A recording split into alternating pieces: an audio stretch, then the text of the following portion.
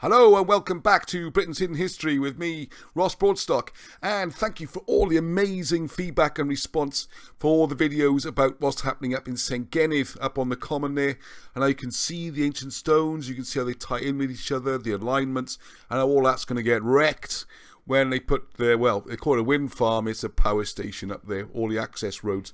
Now, local friend of the channel, who knows a lot about this kind of thing, he knows his way around, didn't want to be shown on the video, but anyway, it's his information, alright, and it's absolutely brilliant. So what he's done then is take, and realised, let's look at this map here a second, let's zoom out, you can see there's South Wales with the Severn and everything, Caerphilly down the bottom. If we zoom in here, you'll notice there's Senghenydd, there's the Blind Valley we talked about, that's the area we explored last time, we're exploring today, been up there again. Oh my goodness, we've had some amazing finds. And if you look, actually, it's really near. It's Caerphilly Mine and Pontypridd that's really going to be affected. It's much nearer than when Abertridwr and places. We're getting worried about this. And the way Senghenydd Valley works, hopefully they're going to be shielded so they won't have to look at these things so much. And they're on, mostly, if you look at the plans, on this side of the hills. So the people around here are going to be really struggling. So if you live Caerphilly Mine, Caerphilly, Glencorch, going up a bit, we got Abercynon, Llanfabon, going to be right there amongst it. They're going up to here. Nelson, Abertridwr, I think people have no idea. They're going to be 200 metres high. Right, now the point that was being made to me though by my friend here is that this is pretty much one hill really. So if we zoom in a bit, we've got the Suspicious Golf Club. They're a great opportunity to level mounds and move scenery around and reform things, because that's really what you do when you make a golf club. But this year, Eglwys Mountain, and it's that close. I mean, there's the Nancarwg, which I think is a crucial, important name. This is the area where it's all happening, all right? That's so it's basically on Ponty. So if we zoom in here, if you want to come yourself and find it, there's the A470, the main artery up through the centre of Wales. Pontypridd Cottage Hospital, put that in your search, you'll find it, it's Hospital Road, and right opposite is the Rocking Stone and some other really interesting things squashed into this little area because everything else has been built on. This is the only bit left, and you'll see this little loop, and there's more than you realise. And most importantly is that he has found two parallel stones, which you call a site of stones, and it's always worth checking the alignment to see what they point at. And they're not registered, they're not on CADW, they're not protected, and this is the problem with all these areas. Unless we get them registered and protected, a bulldozer or a contractor can just take them away, and that's it, we'll look on forever. So anyway, let's have a look. It's an interesting place to see. Okay, so here we go. And I have to say, tourist information by Welsh standards, it's amazing. So there's the houses that William Price built, the doctor, who's going to make a massive palace on the hill. That was going to be the gatehouse. The Rocking Stone we'll see in a minute. On the left, note the burial chamber, very important because you can't see that now. Unless I had Richard there to show us, we would not even know where it was.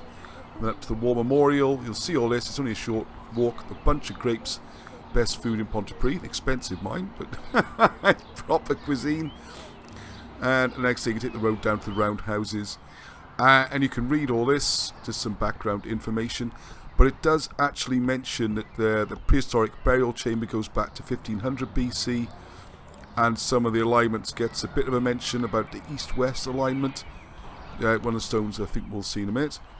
And here we go with some more information. This is the bit I prefer, and if you read this you'll find how important the message of peace was. There's against the Napoleonic Wars at the end of that, and the Crimean Wars. And you've got a war memorial there, so it's a very peaceful druidic message.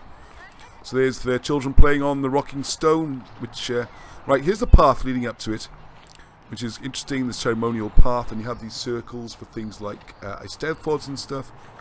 Doubt those stones have been there, probably not before 1800. Here's another view from it. So it used to, apparently you could rock it, but either we've lost the knack of how. Oh, I've tried many times, so I'm thinking, I just don't think it rocks anymore. But it used to, so I don't know, it slipped or settled or something. But unfortunately, no longer. But well worth a visit, and the views are spectacular, especially in the winter when the leaves are not on the trees. Now, what caught my eye when I've been here previously is this path. You see this path leading up the hill, which kind of wriggles and writhes. To me, it struck me as a serpent path, like the old serpent mounds, like the stories of Patrick getting rid of the snakes in Ireland and the serpent mounds in America, all a similar theme. And there's the two eyes.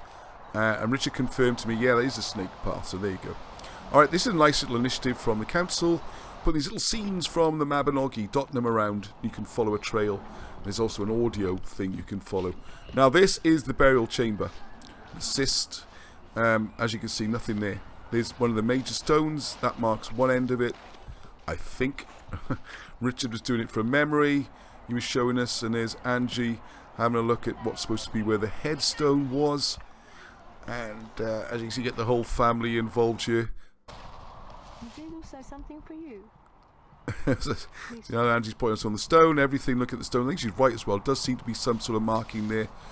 And the story is some local lads got a wheelie bin and dumped it in the burial chamber and set it on fire. It all seems very strange to me.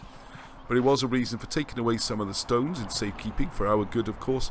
I'd love to know where they are. I'm going to do a freedom of information request. Let's have a look at them, see if there's any writing or any other clues. And it's all been filled in, as you just saw.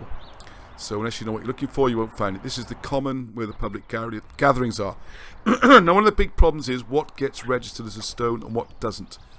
These stones here are not registered. They're just natural outcrops. Apparently, I'm not quite sure how you can tell. Not for certain anyway. Or whether natural outcrops form part of the bigger map we're trying to put together. You can see this is looking up the slope at some more very similar. And the other side of those trees and further up the hill is where the Eglwys Common is, where Senghenydd is. I think people have no idea how close it is to places like Pontypridd. More videos come up tomorrow or in the next couple of days. There's my young stone models giving us the scale, doing an excellent job, because that is a registered standing stone and it comes paired with this one. You see how difficult it is to tell? So if a builder was coming along with his JCB and he saw these stones lying on the floor, you might just move them or dig them up. No signage, no way of knowing. And this is the protected bit. This bit's pretty safe. It's the ones up on Eglwys Common. If we can't map them all out and work out the relationship, with a real problem. Now this is what Rich spotted. This is not a registered stone again. This could be taken away. Excellent stone modelling by the boys. Now if you look between the two stones, I always think of these as sighters. And that's the line, to look through those two stones. And I took an alignment. It's not great on their phone, you can see it wobbling around, but it's pretty much bang on pointing south. It's 180 or a bearing of 0. So what Richard's saying, he thinks this, I've seen my other videos, this points to the Garth, an important point there.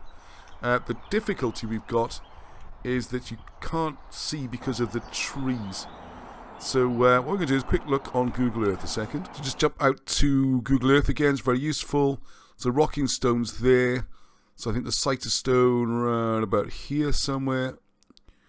And as Richard rightly predicted, if we zoom out, zoom out, zoom out and draw a line straight down, we do indeed hit the Garth, which is about here.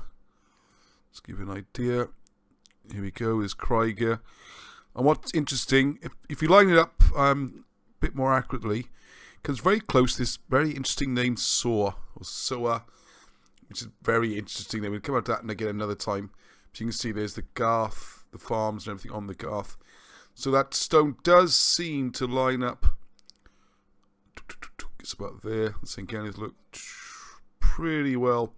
Not sure if this is exactly so, but it does line up pretty well with the Garth and which part and when it's saw. This is the kind of thing that needs more research. Okay, so just jumping back now. Let's see. So if you look through the trees, I'm not exactly on the site of stone. I had to move to a better vantage point near the rocking stone where you can see through the gap. And this is almost exactly south from the correct stones, probably bang on. And there's the 3 mounds on the Garth. It does seem clear that something's going on. So what we've got to do to stop these wind farms being put on all these hilltops and destroying everything is map out stones like this. Is this significant? Is this one significant? We need help. Let's put the XY coordinates down. We map them all out. Here's another huge stone. Hope you can't quite hear what my boys say now. It's great for jumping off. So it's a lovely place to come and have a look as well. These stones up on the common should be fairly safe, but the ones further up the hill, which is all we're talking about, Eglwys, they're going to go. So we're looking at alignments like this, Is that natural, or is this meant to point at something? Again, we got some amazing sights just in this tiny area. I mean, the whole walk is probably only half a mile, and I think you'll find it fantastic. And I think they've done a good job, the council here, when they put the information boards up showing information. I think they could do a lot more. And look at that there. I'm going to pause this a second. Whoa! As you can see the open hills without the trees. You can see the views across the tops. And there's Iolo, Price and Evans. The ones who are really trying... And they're the writers of the Welsh national anthem around the corner. This is sort of mass gatherings used to have if there'd been a mining disaster or they're having a union meeting or something. So it's got huge cultural significance as well, which is why I think it's so well preserved, because the recent history far more than the ancient history, which sadly doesn't usually get the same sort of attention. So there you go, a little insight into that. Lots more to come. This whole area is very important. Our petition's going to be up online soon, and I'll put it in the description, so get signing, get busy, because this is going to go, alright? Till the next time, Hedwg.